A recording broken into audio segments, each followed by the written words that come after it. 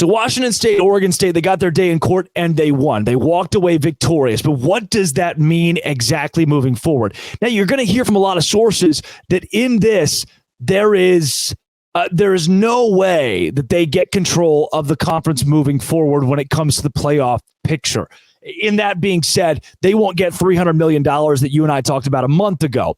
That isn't exactly the case, because even Kirk Schultz has come out and said, yeah, we try to do it on more of a school-to-school basis, but if you look at the way the rules are written for 2023-24, which is next year, which is the year they'll still control the assets because there is a whole deal with this grace period. Let me unpack. Give me 30 seconds here to try to explain it to you like I'm 5 and you're 5. Washington State, Oregon State. Everybody else leaves. Those two schools say, we want control of where this conference goes from here. No more big board meetings with everybody. It's just us to decide the future of a conference that has just us.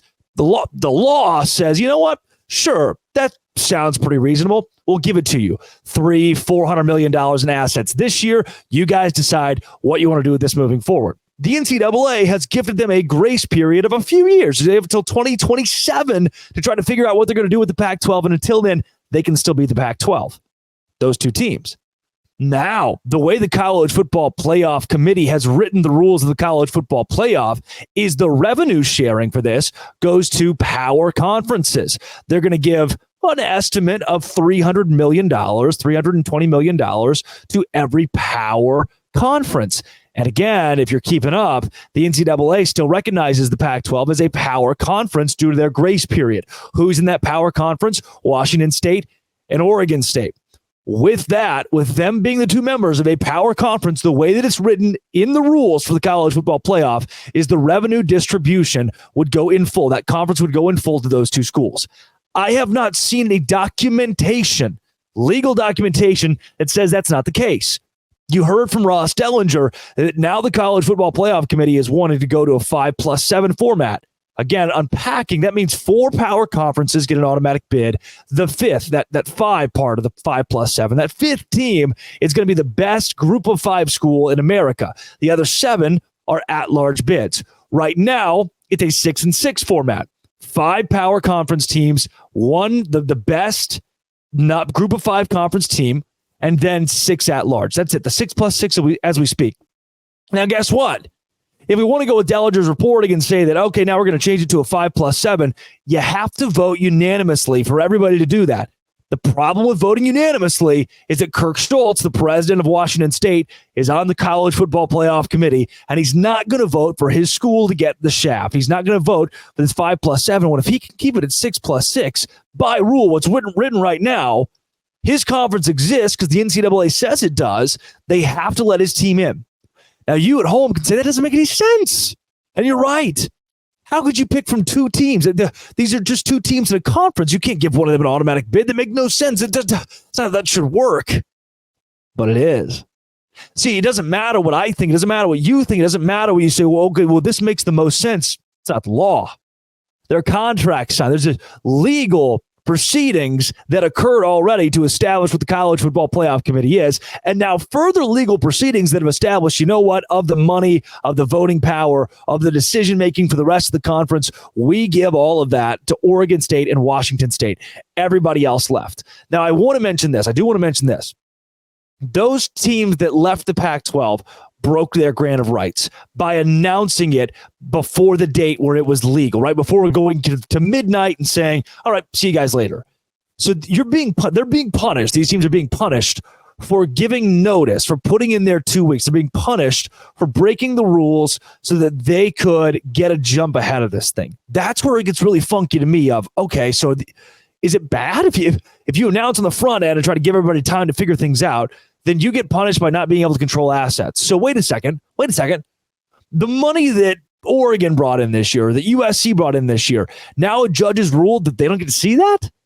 But now that Oregon State and then Washington State, they're going to get to control that because that school broke the rules. But had they not broken the rules, had they told you the day of, hey, yeah, we're leaving, what would that debacle have looked like? Does it make sense how confusing that is? How trying to piece this together is something that's very complex and complicated?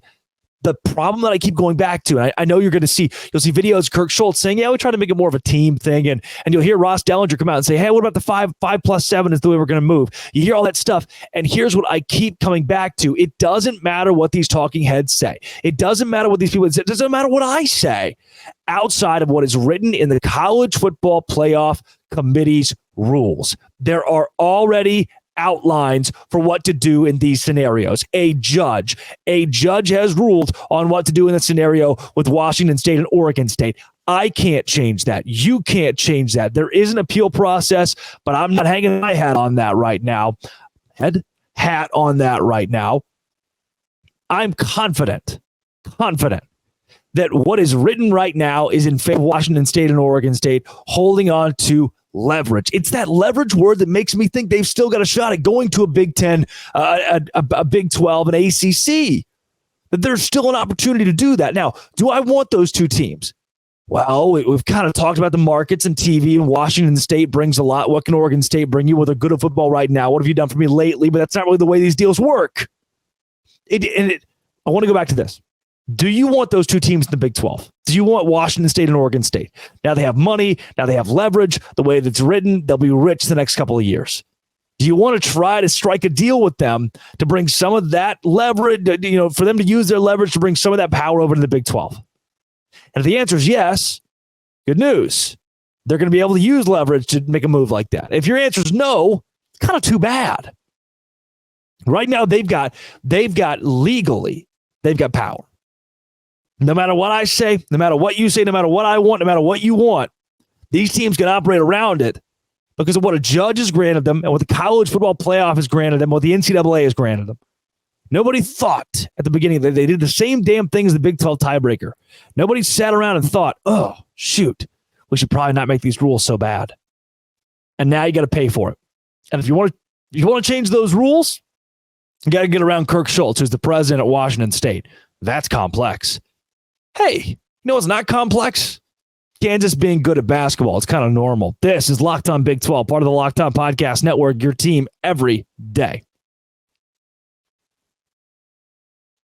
Today's show is brought to you by FanDuel. FanDuel is where I go for all of my sports betting needs. I love to do the wagering. I went in last night on a live bet. Kansas and Kentucky threw $20 on the Kansas Jayhawks against Kentucky, I should say. In the second half, it was 20 to win 42. Bang, cashed. Right now, new customers get $150 free in bonus bets with any winning $5 money line bet. That's $150 if your team wins. You've been thinking about joining FanDuel. There's no better time to get in on the action than right now. The app is easy to use. There's a wide range of betting options, including spreads, player props, over-unders, and more. Again, it's an app. You just download the FanDuel app. It's so easy. Or go on your desktop to FanDuel.com/lockedon. FanDuel.com/lockedon to get that $150 in bonus bets with your $5 winning money line bet at FanDuel.com/lockedon. Kick off the NFL season. FanDuel, official partner of the NFL.